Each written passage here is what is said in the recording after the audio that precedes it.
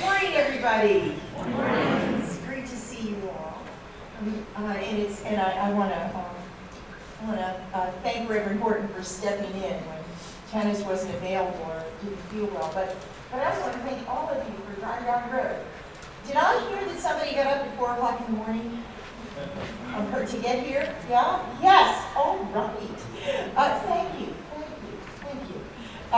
We know that one of the great joys and great challenges about being Smart Start is that we're everywhere.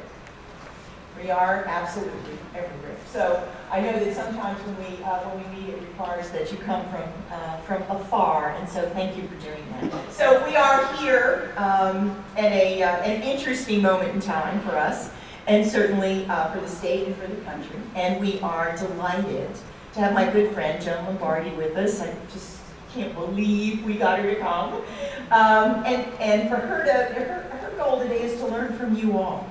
And I think we have some very exciting and very powerful messages to be able to share. My experience with Smart Start, as most of you know, goes back a few years. And you all know that when we think about the beginning of Smart Start, we had big goals and aspirations and hopes and dreams and a couple of fantasies in there for sure as we started this effort. But we started with a big view. And then what happened over the years, we're now working on 15 years, what's happened is that we've started, you all are doing the day-to-day work. Every day, you're in the day-to-day. Every day, you're there, putting together the pieces, talking to your community, listening, convening meetings of people who normally don't like to talk to each other, trying to get everybody to sort of focus on what is the most important thing, especially now when we have families in such dire circumstances across the state. But what I think happens, and certainly happens in our office, and you would think we were better than that, but one of the things that happens when you do that every day is you forget what the bigger, higher level goals and pictures were. So that's what we wanted to do today. And we're so absolutely delighted that several EDs and board chairs are going to speak from their perspective at the local level, as well as have some state level folks talk about the connection of the dots. And we talk about this all the time. Joyce has been teasing me that there has to be a new dictionary, a Stephanie dictionary on Smart Start. And there are all these phrases I use that she says have different, I define differently depending on what I'm talking about. And so that we're gonna, that one of my regular metaphors for Smart Start is putting together the pieces. It's connecting the dots. It's seeing the larger vision. It's being at the right altitude to be able to see how incredible the work is that you're doing every day. And so that's what we're going to do today. We're going to try to, breathe and leave the FSRs at home and not worry about which contract hasn't yet been signed and the RFPs that are due and all that. We're going to try to think a little bit above our daily altitude so we can be reminded of this incredible thing that we all together have done in the last 14 years. Because it truly is awesome. And I can't not tell you at least one little story about my recent trip to South Africa, where I went to look at children's programs. And it was with just an amazing event, an amazing time spent listening to people who are taking care of children in conditions that we all, we cannot even imagine the conditions they're working in South Africa, and yet they have this incredible sense of hope and this sort of totally wide open innovation. Okay, we know we've got 2 million children who don't have mamas and daddies.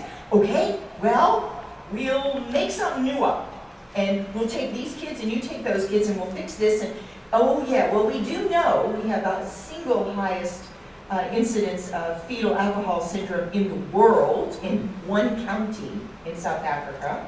But okay, well, this is how we're going to do it.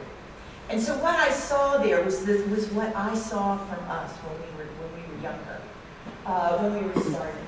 the sense that no matter how big the problem was, we could figure out some way. Now, true, you know, we didn't have, it wasn't going to be perfect. We weren't going to get it all done all at once, but we could figure out a way to tackle something that was really challenging and terribly, terribly important. So I remember that, and I want us to keep thinking about the goals that we've made together and the vision of what it really is. So we've got Tracy make. I use PowerPoint so I don't tell more stories about South Africa or some other random or grandchildren stories, which you could also get me to do quickly. Anyway, our goals are pretty straightforward. We want to share the systems change efforts, and we want everybody to have an opportunity to listen to Dr. Lombardi as she talks about what's happening at the federal level.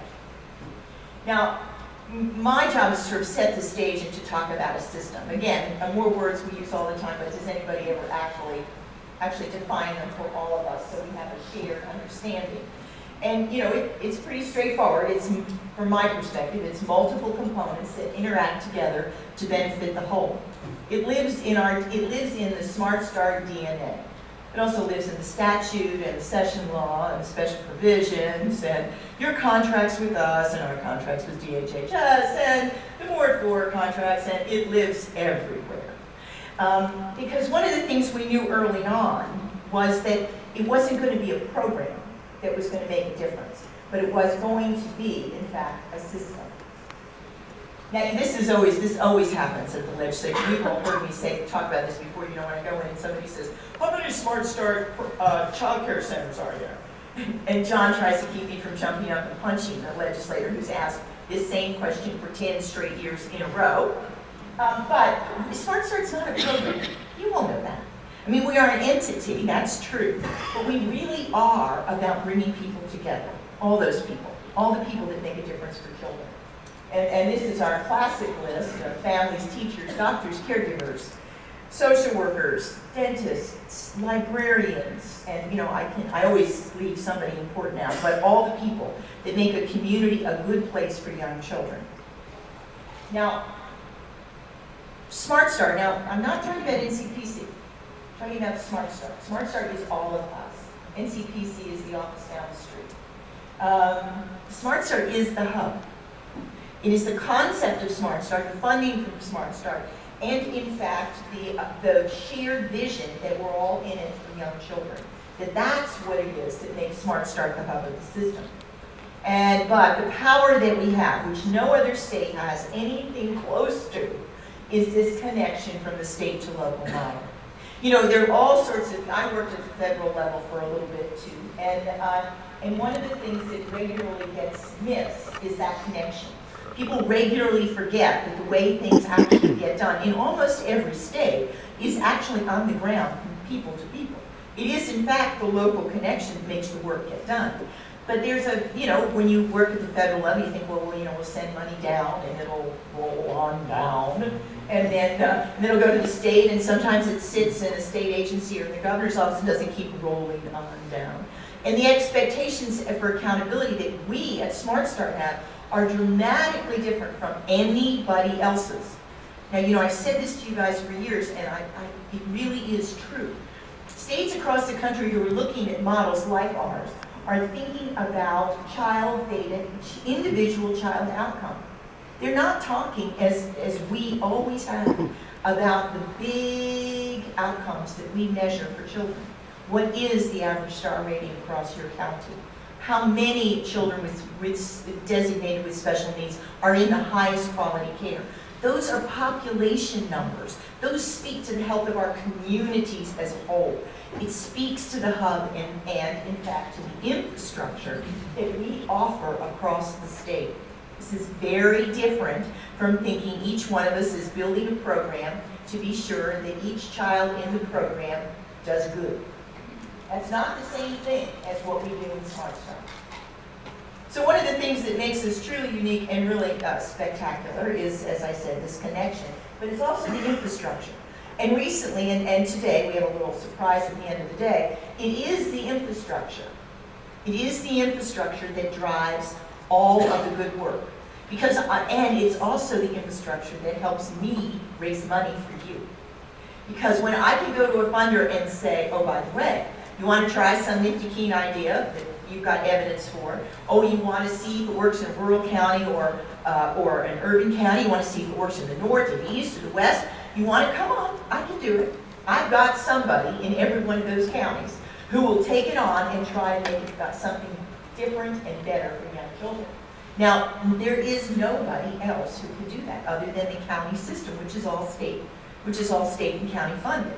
There is nothing like that anywhere in the state that has as big an infrastructure, as deep roots as you all have in each of our communities, and the capacity, the knowledge, the passion, and the understanding of what children need in your community. There's nothing else like it.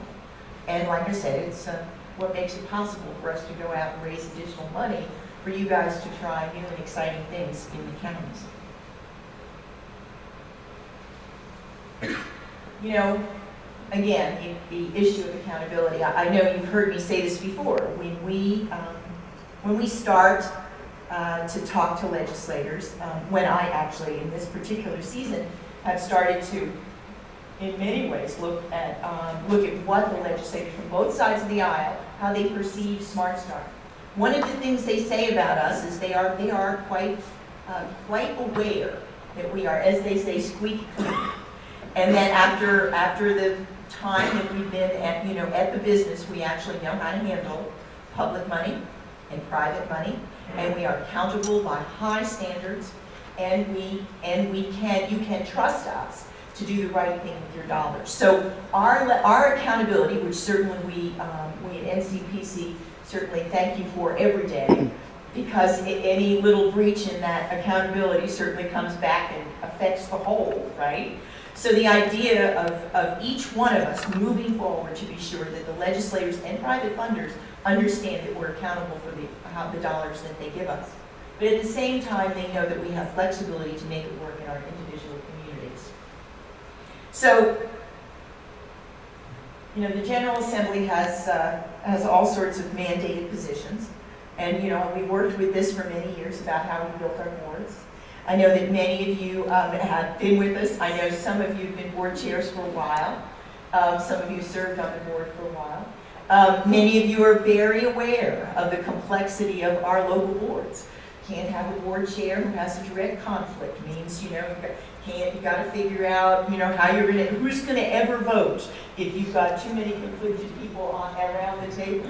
You've got to figure out how to help the board members to actually have and the ability to understand the conditions or the things that we're talking about so that they can make an intelligent decision based on funding or some other initiative that you're taking on. How can we get them the information but not violate our conflict of interest rules? And you all have been at that, and I would say congratulations.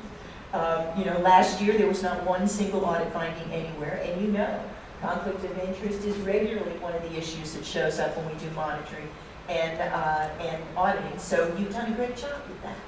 Now, mind you, and I say this to be sure Joan knows this, that while we have the beauty and the insanity of the Smart Start model is that the legislature mandated who was going to be at the table, and then they told us how many of them couldn't vote when the discussion was about why they were at the table. Just a little bit bizarre, but we figured it out. And so while I know some days they're bad, they're hard times at the board tables of the local partnerships, and believe me, there are at my board table for the NCPC board as well, we can say, and I can say proudly and with absolute surety, that we are not voting to give money to ourselves, that we are acting on behalf of what's in the best interest of all the children in the community, and in fact are able to distribute those dollars and make our county a better place for young kids. So that's our structure. That's our big thing. Born out of innovation, committed to diversity and voices and lots of different people at the table. Committed and determined that we will convene people at every county in order to be sure that the needs of children are met. That's who we are.